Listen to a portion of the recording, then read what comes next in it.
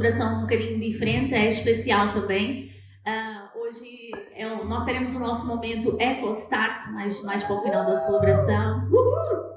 Muito bom. E sabem que o início do ano letivo é muito desafiante. É muito desafiante para pais, para educadores, mas também para os educandos, para os alunos, para as crianças, os jovens, os adolescentes, todos aqueles que estão estudando, adultos também que estudam.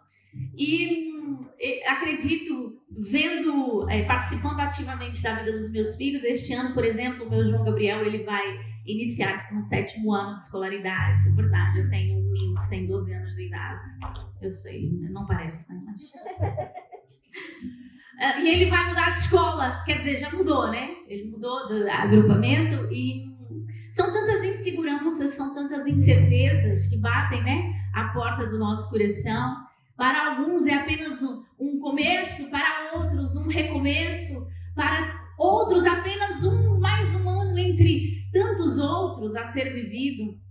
E quando começa este novo ano letivo, né, quando nós apertamos o play, cada aluno deve carregar na sua mochila, talvez cadernos, livros, um estojo, lá com canetas, lápis, borracha.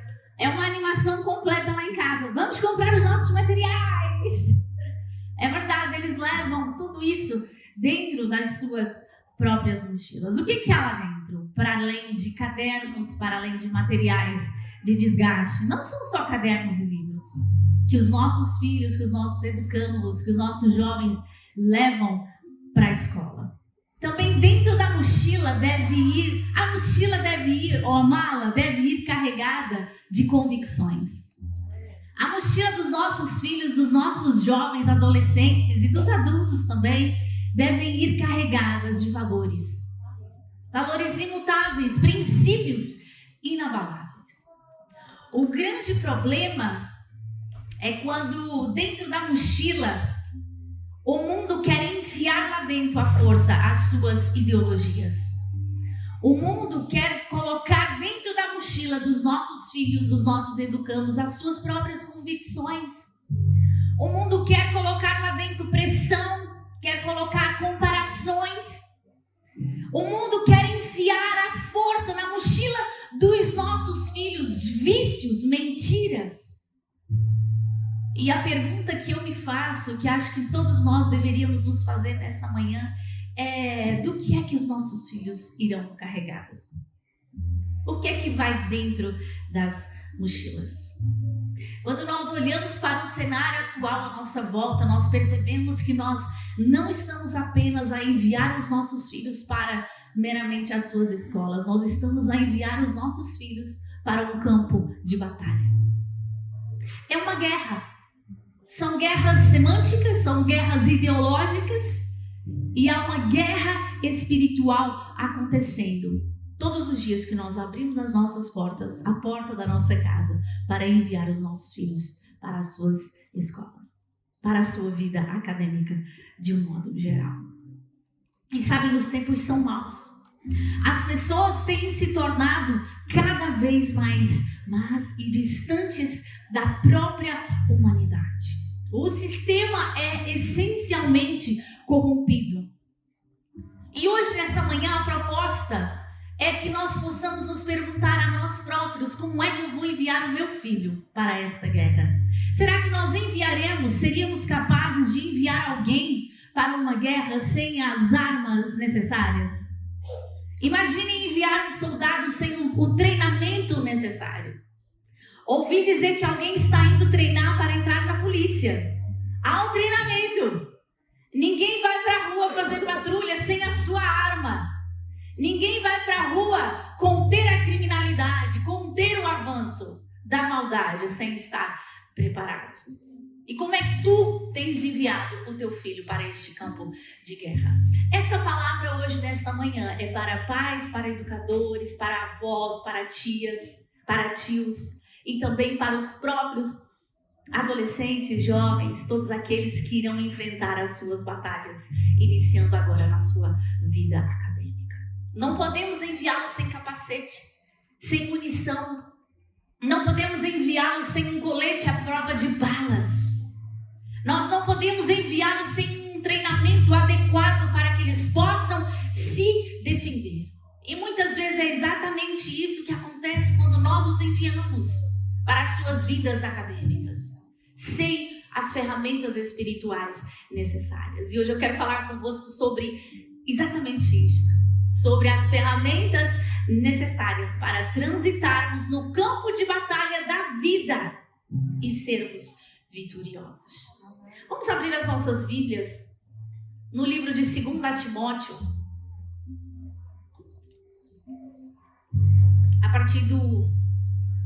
vamos ler no capítulo 4, a partir do versículo 1. Nós vamos ler aqui alguns versículos, 5 talvez, e nós vamos ver como é que Paulo vai mostrar para Timóteo quais são as armas necessárias para enfrentar este novo tempo. Nos lembrando que o campo de batalha não é apenas físico, porque é físico também, mas o campo de batalha é espiritual. 2 Timóteo capítulo 4, versículo 1 diz assim: Conjuro-te, pois, diante de Deus e do Senhor Jesus Cristo, que há de julgar os vivos e os mortos na sua vinda e no seu reino, que tu pregues a palavra, instes a tempo e a fora de tempo, que tu corrijas, repreendas, exortes com toda a longanimidade e doutrina. Porque virá um tempo em que não suportarão a sã doutrina, mas tendo comichão, como que coceiras nos ouvidos, amontoarão para si doutores conforme as suas próprias concupiscências, e desviarão os ouvidos da verdade, voltando-se a fábulas. Mas tu, se sóbrio em tudo, sofre as aflições e faze a obra de um evangelista, cumprindo assim o teu ministério. Até aqui a palavra do Senhor. Como vocês já sabem, esta é a segunda carta que o apóstolo Paulo escreve a Timóteo. E foi escrita mais ou menos entre o ano 64 e o ano 68 depois de Cristo. Durante o finalzinho da quarta e última viagem missionária do apóstolo Paulo. E na verdade, num contexto bastante diferente, Paulo ele estava preso quando ele escreve esta sua última carta, segunda carta a Timóteo, que seria a sua última carta. Ele tinha sido liberto da primeira vez que ele foi preso em Roma. Ele tinha ganhou o direito de cumprir a sua sentença em cárcere privado, em prisão domiciliária. Entretanto, levantou-se uma outra perseguição e ele foi preso. Ele foi preso, só que desta vez ele foi encarcerado numa prisão diferente. Não era uma prisão qualquer. Era uma prisão chamada Prisão do Corredor da Morte. Ainda existe nos tempos atuais a prisão Mamertina. Uma prisão que fica em Roma. Ele foi preso em Roma. Essas imagens que vocês estão vendo é uma imagem atual. Uma fotografia que foi tirada na prisão Mamertina. Como vocês podem ver, cheia de luxo. Uma almofada ali fofinha para o apóstolo Paulo reclinar a sua cabeça. Não havia WC, para quê também, né? Tinha um buraco no chão e o preso fazia ali as suas necessidades fisiológicas. Então ele estava preso, e esta prisão era uma prisão conhecida por a prisão no corredor da morte, porque ninguém saía de lá vivo. Quando os presos eram levados para a prisão mamertina, a sentença era: a tua vida vai acabar, os teus dias estão mesmo contados. Então fica muito claro, inclusive pelo conteúdo da carta que Paulo escreve a Timóteo, que na verdade o próprio Paulo já estava na expectativa de que a sua vida seria finalizada. Nesta época, vale ressaltar que o cristianismo era uma religião marginal. Haviam outras religiões permitidas ali pelo Império, mas elas deveriam ser legalizadas pelo próprio Império. As pessoas elas poderiam praticar as suas religiões com algumas ressalvas, contando que abraçassem o culto ao imperador e não fossem proselitistas. O que isso significa? Que o cristianismo não reunia as condições necessárias para ser uma religião legalizada. Porque além de se negarem a prestar culto ao imperador, somos em essência uma religião proselitista. Nós queremos converter as outras pessoas a Jesus Cristo. Então, por causa disso, nessa fase, o imperador era Nero, conhecido pela sua fama de insano, de maluco, de doido da cabeça. Ele pega fogo a Roma, ele põe fogo em Roma, e para desviar a atenção de si, ele culpa quem? Os cristãos.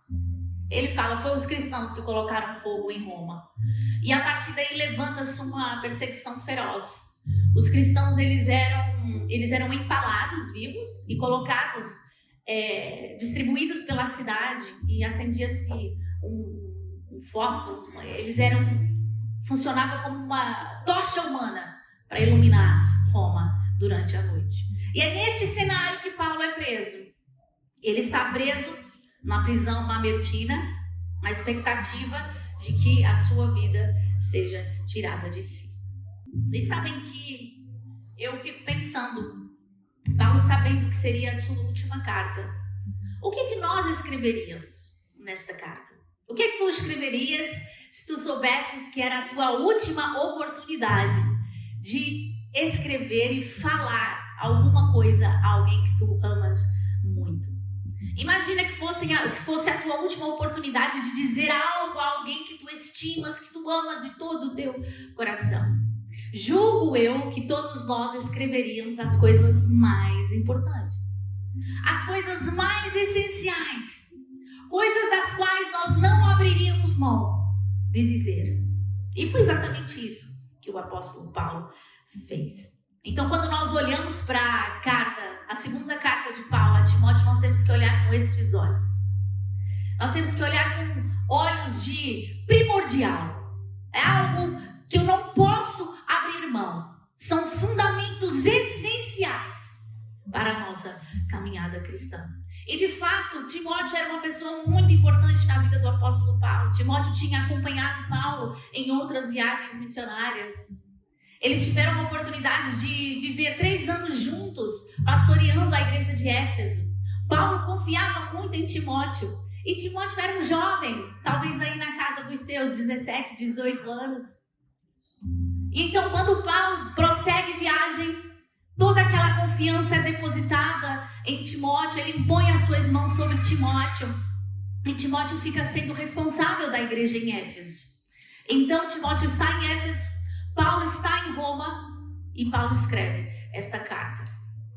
Uma carta pastoral, uma carta amorosa. Para mim, uma das cartas mais bonitas do Novo Testamento. Para mim, um dos livros mais lindos, escritos com amor, com ternura, com graça.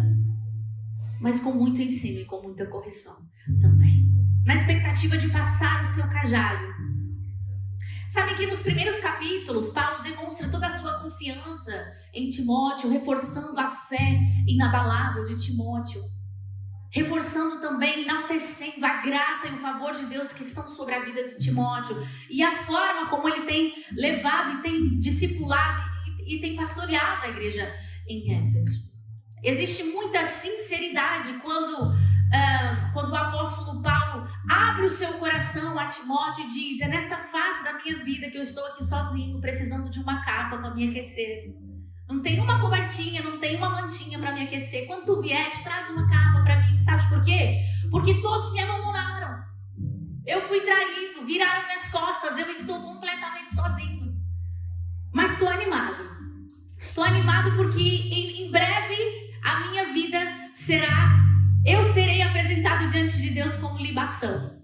Ou seja, eu sei que está chegando a minha hora, por isso eu estou muito feliz. E preciso te dizer coisas essenciais, Timóteo, presta atenção. Coisas fundamentais para dar àquele jovem as ferramentas necessárias para que ele pudesse continuar a transmissão do Evangelho. E sabem que a primeira coisa que me salta à vista quando eu leio o capítulo 4 de 2 Timóteo é que o apóstolo Paulo não fala à igreja. O apóstolo Paulo não fala a todos.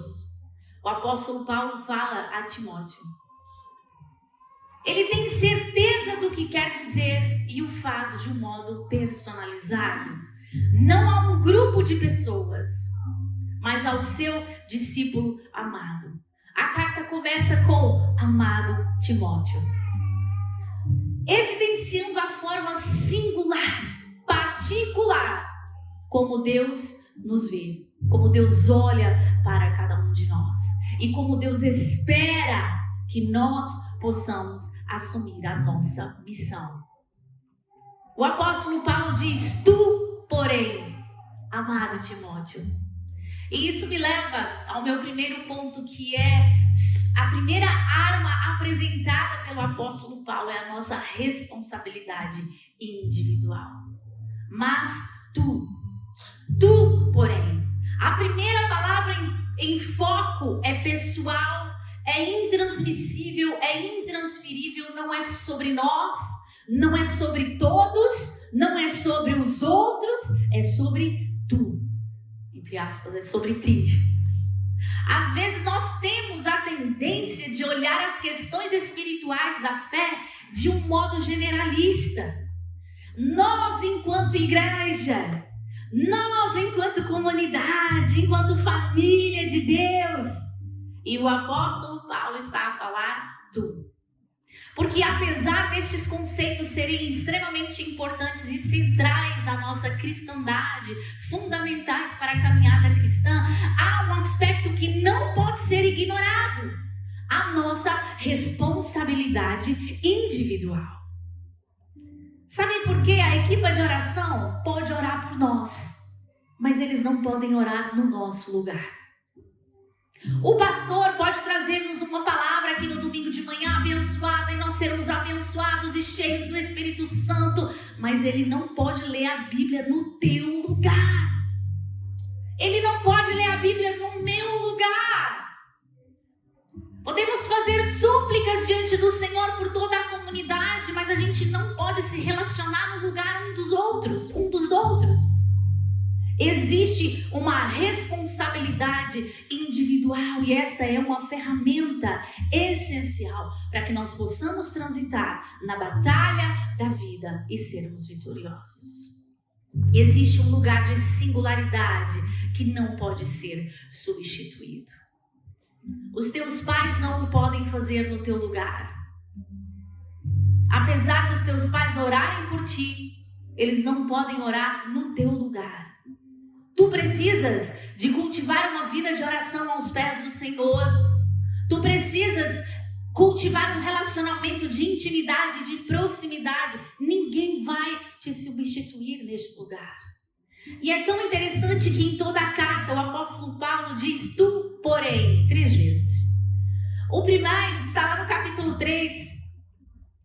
E ele diz assim, no versículo 10: tu, porém, segue a minha doutrina, o modo de viver, a intenção, a minha fé, olha para mim, a minha longanimidade, o amor que eu tenho pelas pessoas, a minha paciência.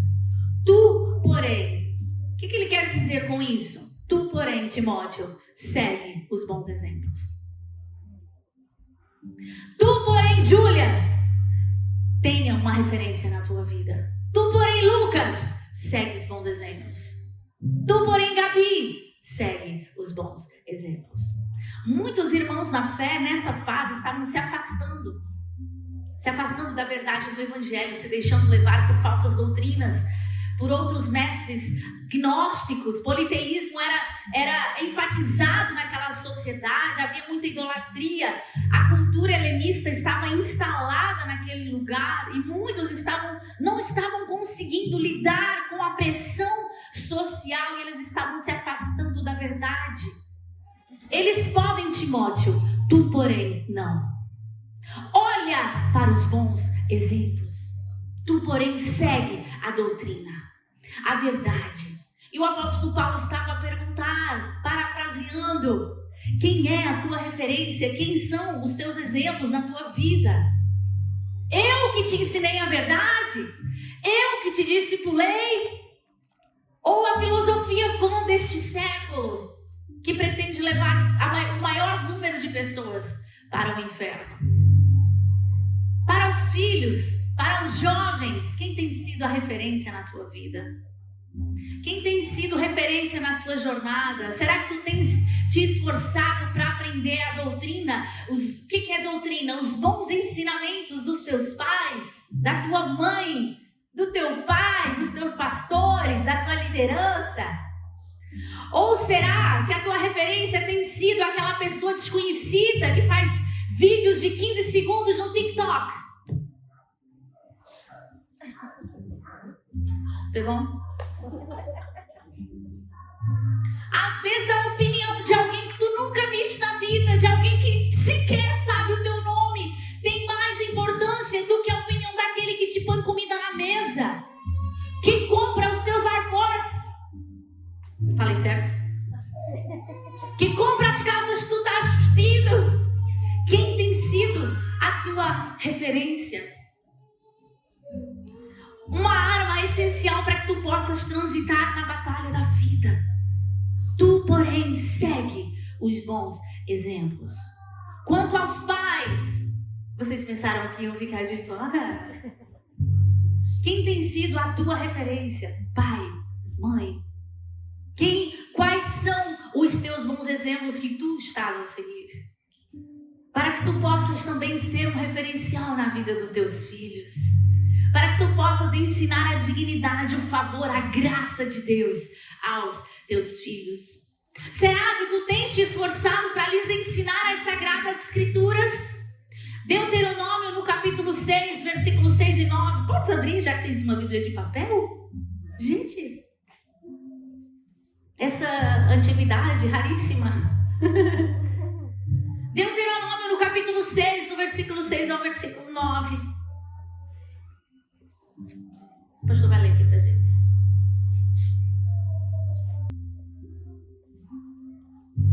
Guardem sempre no coração as leis que eu lhes estou dando hoje, e não deixem de ensiná-las aos seus filhos. Repitam essas leis em casa e fora de casa, quando se deitarem, quando se levantarem.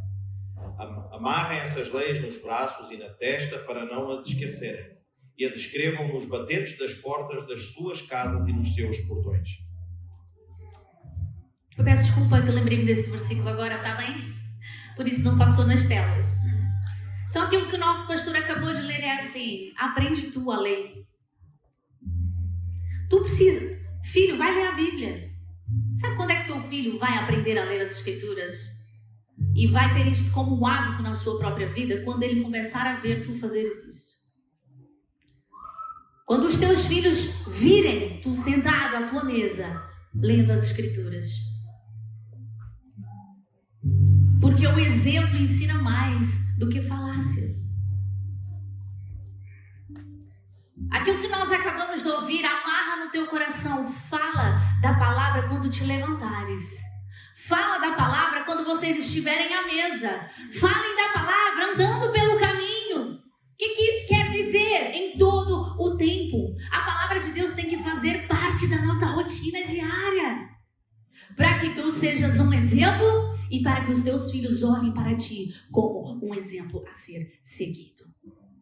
Ou será que é muito mais fácil terceirizar este papel? É mais fácil ligar a televisão, colocar no YouTube e deixar rolar para que outros ensinem os nossos filhos? Afinal de contas, a gente está tão cansado. Está todo mundo cansado. Não há paciência. Será que estamos sempre a terceirizar a educação dos nossos filhos? A igreja que ensine. O grupo de jovens que ensine. Eles que façam mais sonários lá. Um está sendo pouco, meu filho está terrível. Vamos fazer 2 por mês agora. Sabe, ledo engano, nós acharmos que trazer os nossos filhos todos os domingos aqui à igreja será suficiente. É importante, muito importante, é algo que nós não devemos abrir mão, mas não é suficiente. A palavra de Deus tem de fazer parte do nosso cotidiano, da nossa rotina diária. Tu, porém, segue os bons exemplos. Tu, porém, sê um exemplo para os teus filhos.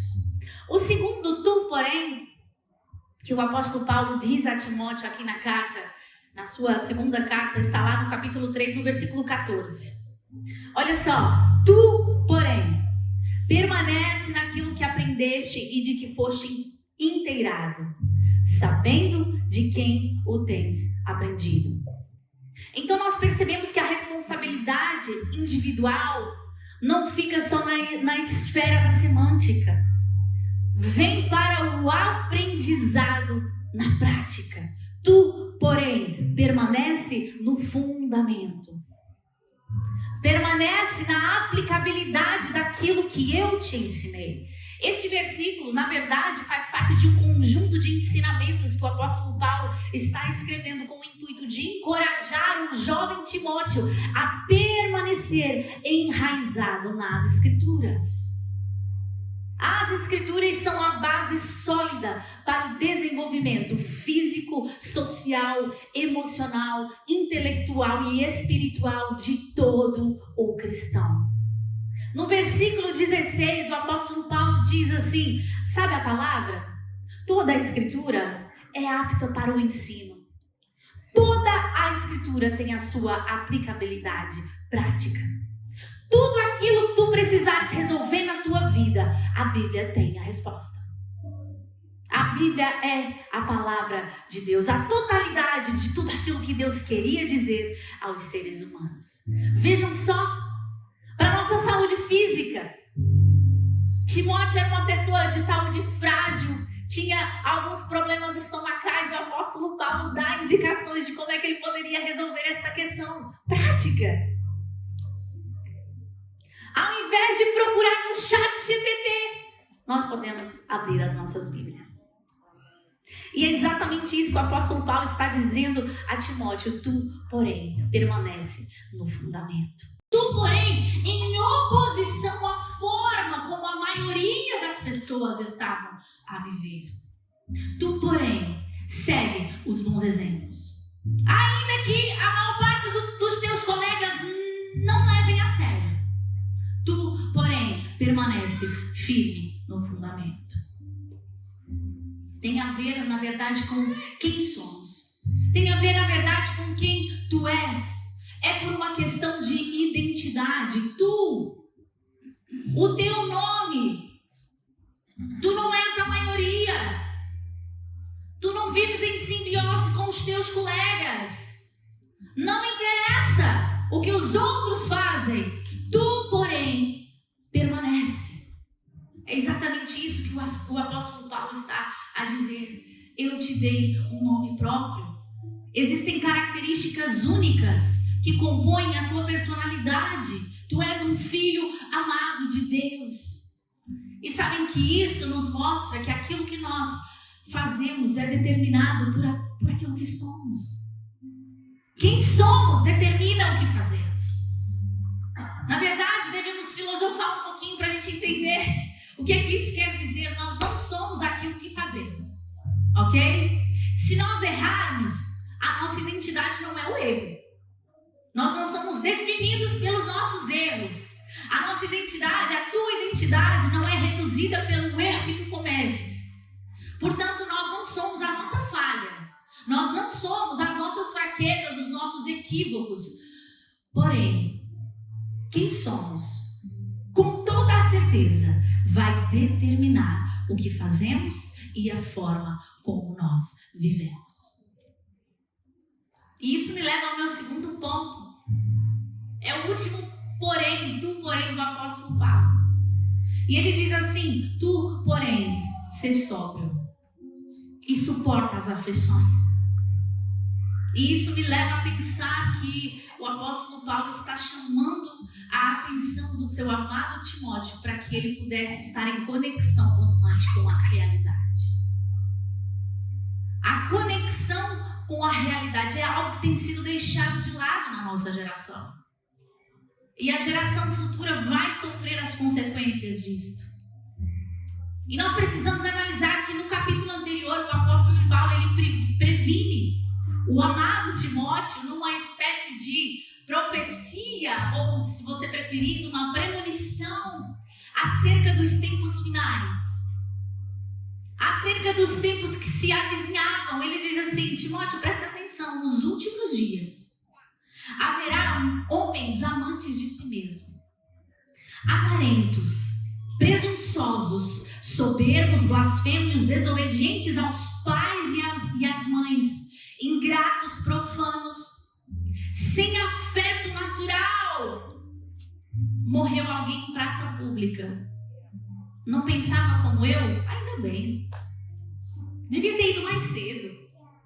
Sem afeto natural, irreconciliáveis, caluniadores, incontinentes, cruéis, sem amor para com os bons, traidores, obstinados, orgulhosos, mais amigos dos deleites do que amigos de Deus.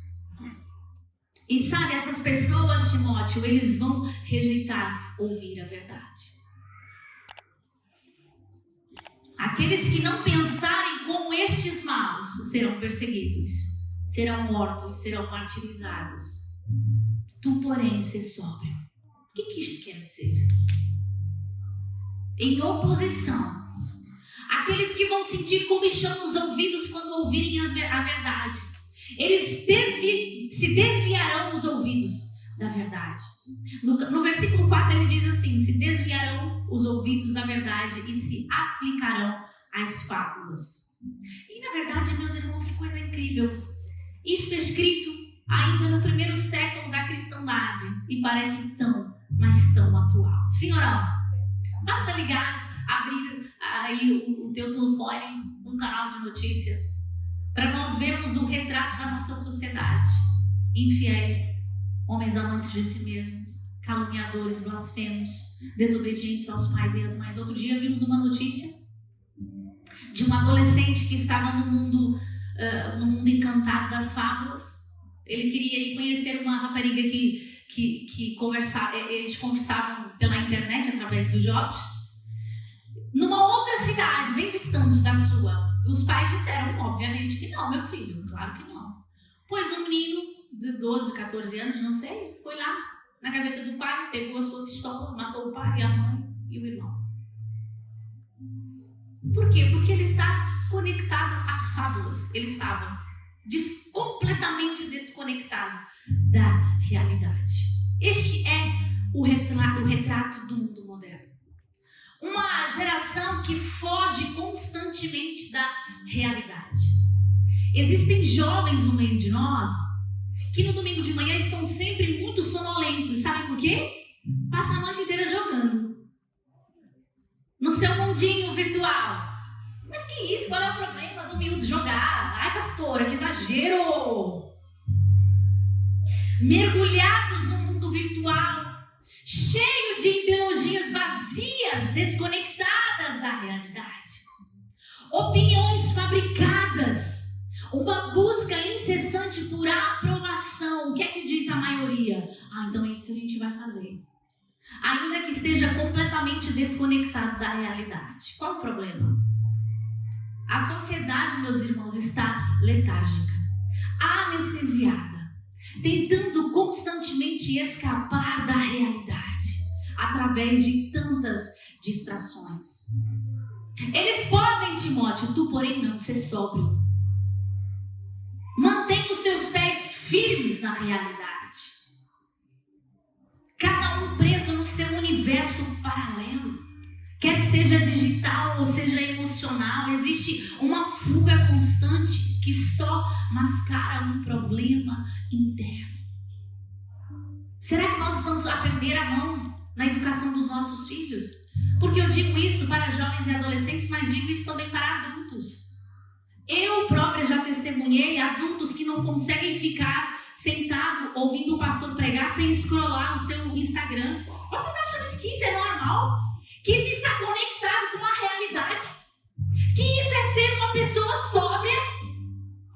Alguém que não consegue estar à mesa sem mexer no seu telefone?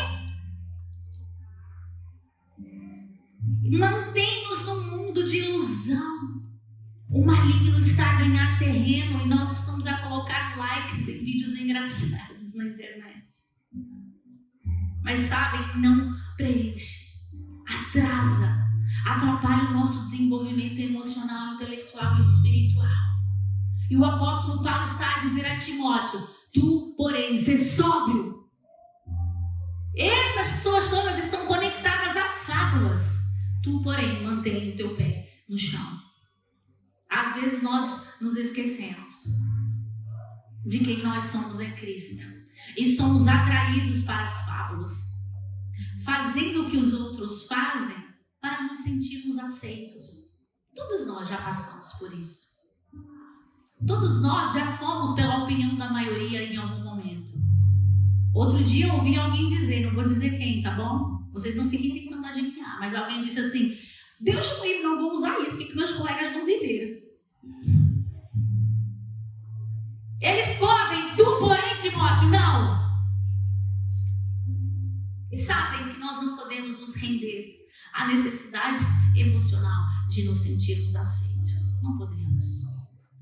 A palavra grega para fábulas, a palavra que o apóstolo Paulo utilizou é a palavra mitoi.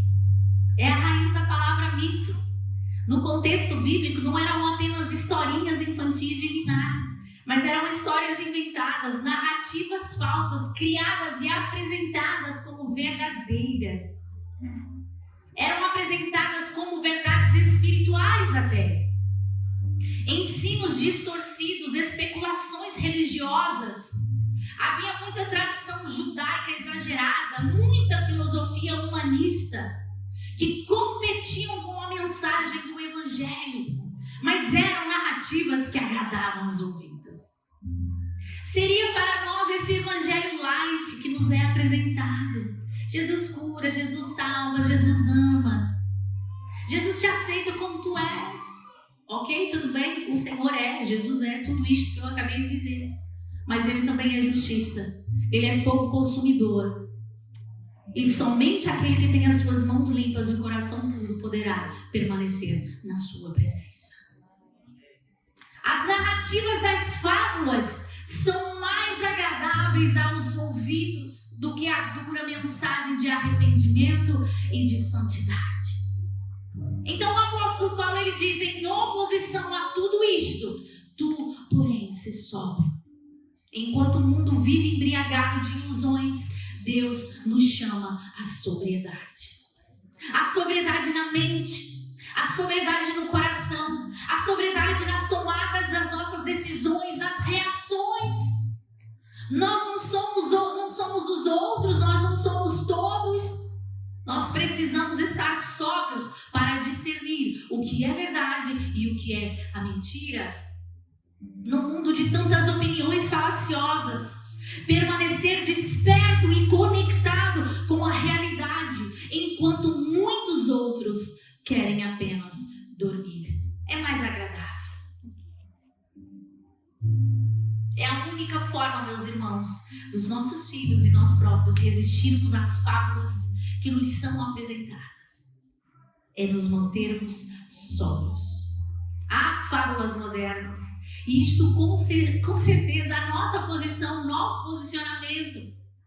Quando nós não aceitarmos o que a maioria diz, quando nós nos posicionarmos como filhos de Deus, indo na contramão do que o mundo propõe, ser sóbrio fará com que a gente sofra, por enxergarmos a realidade. Por isso ele diz: ser sóbrio e sofre as aflições. O preço de viver sóbrio é suportar as aflições. Sabe por quê? Porque um jovem, um adolescente bem posicionado, ele vai ser rejeitado. Com certeza vão zombar dele. Haverá pressão, sabe por quê? Porque tu não vives como um zombie. Tu não és levado pela maioria. Tu tens a tua opinião muito bem estabelecida. Tu marcas a diferença aonde quer que tu estiveres. Sabe por quê? Porque ser sóbrio significa enxergar a realidade como Deus vê e não como o mundo quer pintar para nós. E isso, inevitavelmente, vai atrair a rejeição. Só que a rejeição é o preço que nós pagamos por não vender a nossa própria consciência. Lembram-se da mochila? Lá vai os teus valores. Lá vai também os teus princípios, aquilo que os teus pais te ensinaram. E tu vais com o teu pezinho bem assente no chão, sóbrio, sabendo quem tu és, quem Deus te chamou para ser. E se eu tiver de pagar o preço, se tu tiveres de pagar o preço de ser rejeitado, mais vale a tua consciência. Essas são as ferramentas na mochila. A responsabilidade individual, a conexão com a realidade. A intenção é que nós possamos enviar para as escolas, para as faculdades, para as universidades, para a vida acadêmica, mentes conscientes de quem são e da sua posição neste mundo. Existe um risco tremendo em enviarmos os nossos filhos adormecidos, letárgicos, inconscientes de quem são e da sua posição neste mundo.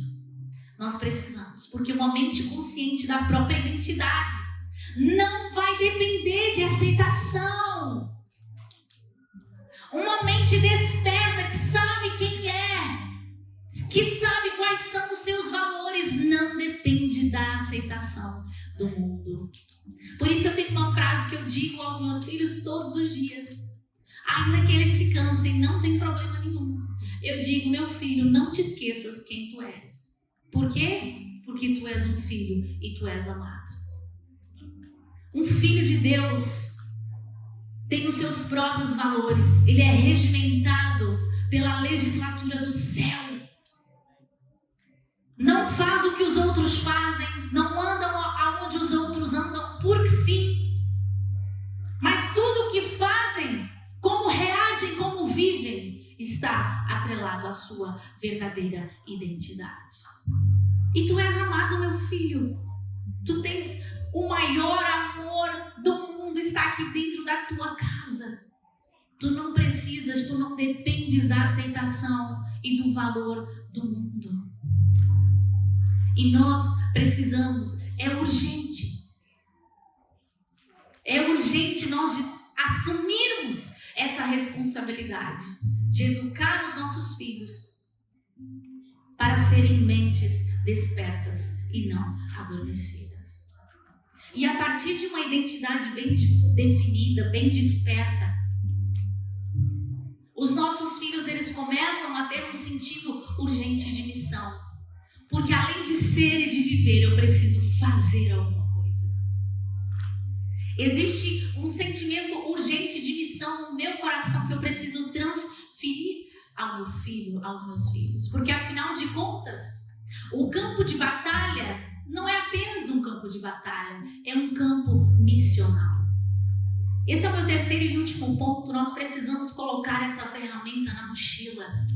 Um sentido de missão. O apóstolo Paulo diz a Timóteo: cumpre o teu ministério. Não é apenas sobre resistir, não é apenas sobre suportar coisas e momentos difíceis pelo nosso posicionamento. Aliás, seria realmente muito chato ter só de resistir, ter só de enfrentar. A proposta é que nós possamos ser uma ponte, uma conexão, para que os nossos amigos, as pessoas que nos rodeiam, possam conhecer a Cristo. É sobre suportar os momentos, mas é sobre também avançar com a clareza da missão. Há, de fato, nesta carta, uma tônica de urgência.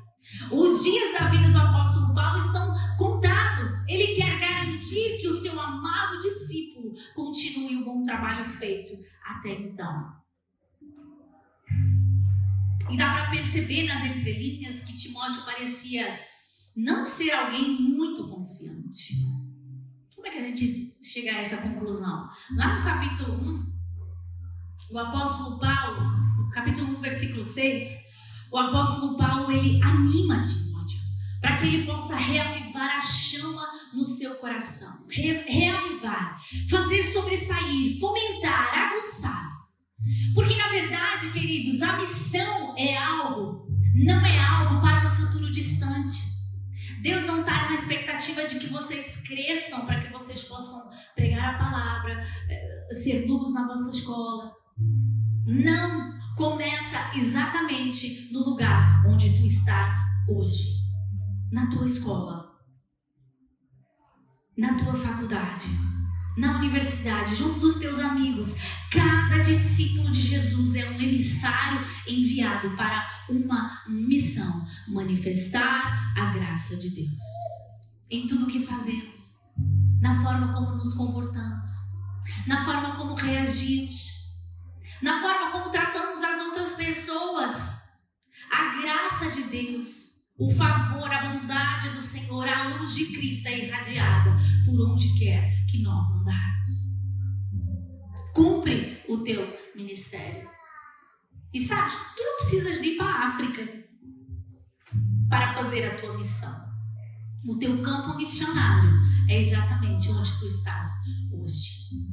No versículo 6, diz assim: por cujo motivo te lembro que tu despertes o dom de Deus que existe em ti. Será que Timóteo talvez estivesse um pouco desanimado por causa do cenário negativo? Dá um pouco de desânimo, sim ou não? Os cristãos estão sendo perseguidos, queimados em praça pública. O meu orientador principal, o meu mentor, o grande apóstolo Paulo, está preso numa prisão no corredor da morte. O que será de mim? Imaginem a cabeça, o coração de Timóteo naquela hora. Ou será que Timóteo fosse tímido? Pode ser que Timóteo fosse tímido também. Aviva, Timóteo, o dom que está em ti. Reacende a chama no teu coração pela imposição das minhas mãos. Eu reconheci o teu ministério, tu tens de reconhecer também. Reaviva a chama que há em ti. Será que Timóteo era pouco confiante acerca dos dons que possuía? A verdade é que o apóstolo Paulo está fazendo esse trabalho de reanimar, de reacender a chama. No versículo 7 diz assim: por esta razão, torna a lembrá-lo, no capítulo 1, de que mantenha viva a chama do dom de Deus que tu recebeste pela imposição das minhas mãos. Pois Deus não te deu um espírito de covardia, mas de poder, de amor e de domínio próprio. Ou em outras palavras, de moderação. Será que todos esses sentimentos invadiram o coração de Timóteo? E talvez são sentimentos que invadam o nosso coração também. Existe uma perseguição velada aos cristãos, que tem se manifestado na esfera da política. Todos nós estamos a assistir isto. Eu perdi o meu sono durante esta semana pensando em Charlie Kirk e na sua família. Um jovem cristão, pai de família, que amava a Deus, amava as pessoas e gostava de conversar e expor as suas opiniões em praça pública. Ele foi silenciado por dar a sua opinião. Talvez isso possa gerar em nós algum sentimento de temor, como gerou no coração de Timóteo. O que será de nós, Senhor, se começarmos a falar da nossa fé publicamente? Será que seremos linchados em praça pública? Será que seremos açoitados outra vez, como foi? Que coisa tão medieval. Calar os outros porque eu não concordo com a sua opinião. Será que existe esse sentimento que permeia o nosso coração? Eu amo a Deus, eu confio em Deus, eu acredito em Jesus como meu Senhor e Salvador, mas eu vou ficar aqui caladinho para não gerar problema. Não quero atrair problemas para mim. E aí a tua melhor amiga, o teu melhor amigo, aquela pessoa que tu gostas muito, está a ir para o inferno. E tu tens a solução. Tu sabes a verdade. Sabe aquela menina que tu estás apaixonado? Que isso, Gui? O Gui sorriu? Tem alguma? Não, acho que eu vi mal, né? Tô brincando contigo. Sabe aquela miúda gira? Pois é, porque tu estás calado, ela está a ir para o inferno. E tu tens a resposta dentro de ti, dentro do teu coração. Como não ser dominado? Como não me calar diante do medo, diante da timidez que me governa? O apóstolo Paulo, ele dá a resposta. Ele diz assim: Deus não nos deu um espírito de timidez, nem de covardia, nem de medo, antes de poder, de amor e de moderação. Como não sermos dominados da exposição que a missão nos acarreta? Só nos lembrando da força motriz que habita dentro de nós, o próprio Espírito de Deus. Quantas vezes nós nos deixamos ser dominados pela timidez e não cumprimos o nosso chamado, não cumprimos o nosso ministério? Deus nos chamou a cada um de nós. Não é só o pastor, não é só a pastora, não é só o líder do jovem. Todos nós recebemos um comissionamento: pregar o Evangelho, anunciar o Evangelho da salvação. Nós carregamos dentro de nós o mesmo chamado que o amado Timóteo carregava. E talvez neste momento tu estejas a pensar: mas a minha personalidade não me deixa cumprir o meu ministério.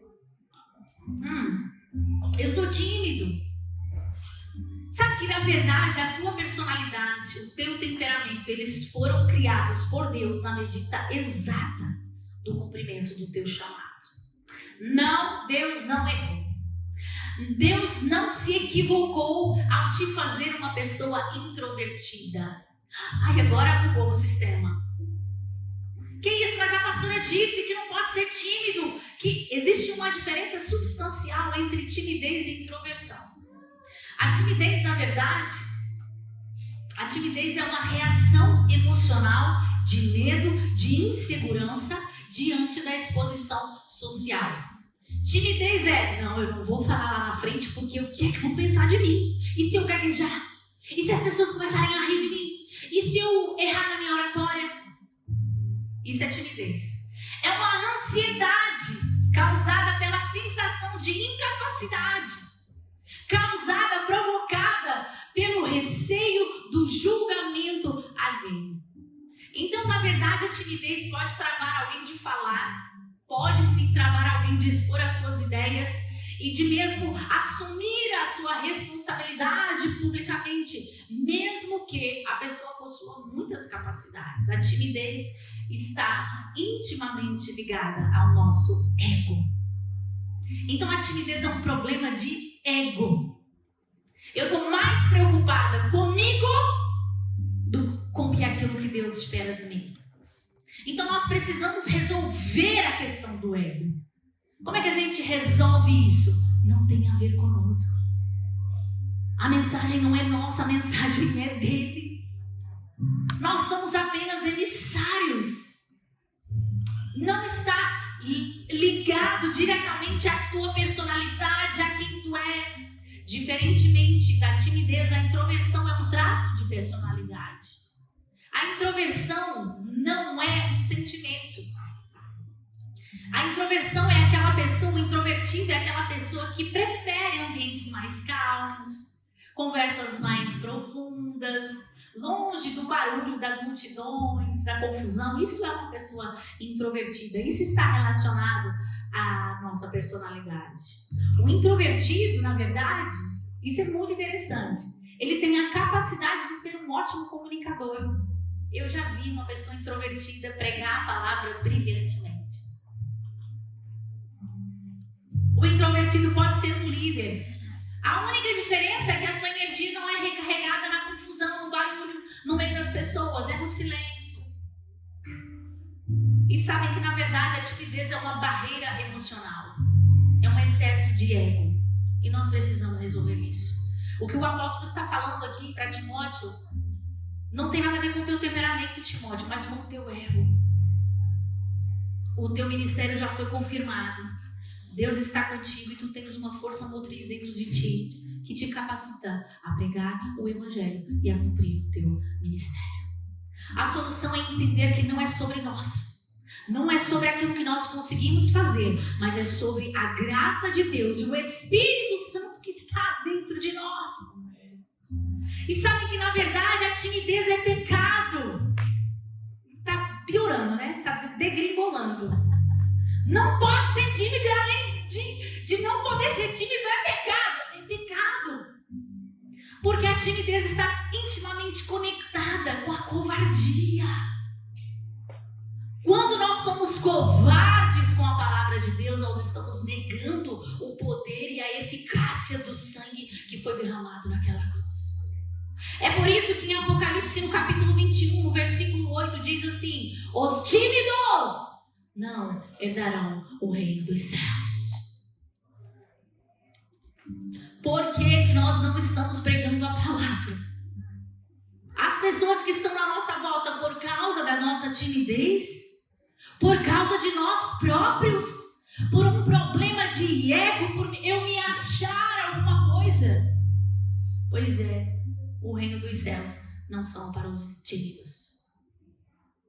O poder e a moderação que vem do Espírito Santo é capaz de nos impulsionar a viver aquilo que Deus nos chamou para fazer. Não podemos negar a eficácia do poder de Deus nos centrando em nós próprios. O poder não tem a ver com a capacidade de realizar milagres, ainda que eles possam acontecer. O poder que o apóstolo Paulo está a falar não tem a ver com realizar feitos extraordinários. Eles podem acontecer, mas não tem a ver com isso. Tem a ver com a coragem, com a bravura para vencer as tentações, ultrapassar os julgamentos, ultrapassar as afrontas, ultrapassar as perseguições e a rejeição e cumprir o nosso ministério. Poder é coragem para agir. É ousadia para enfrentar os desafios que vão começar na segunda-feira. E ele diz que o Espírito também nos dá amor. O que é este amor? É o que dá sentido à nossa missão. Sem amor, nós corremos o risco do poder se transformar em arrogância.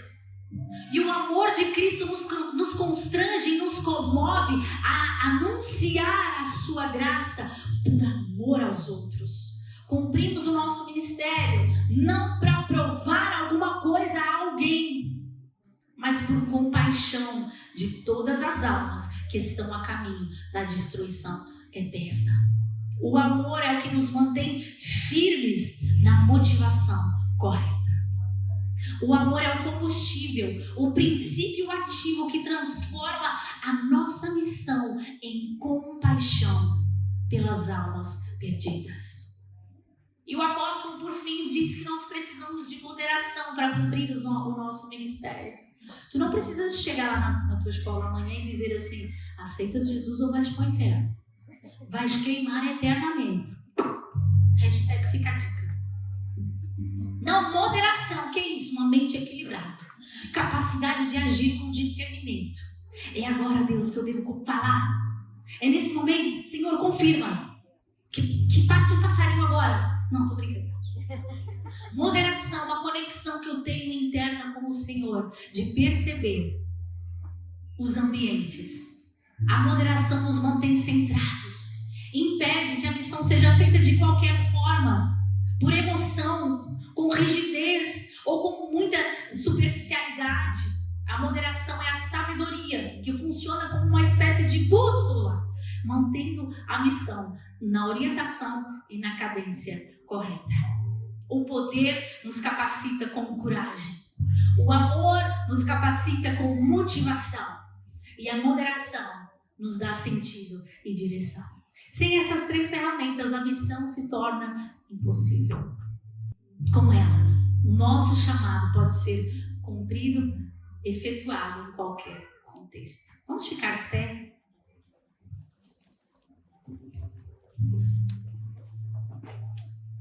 Sabem que o apóstolo Paulo, ele equipou bem o seu sucessor. Por causa disto, nós estamos aqui hoje. Porque alguém fez muito bem o seu trabalho no passado.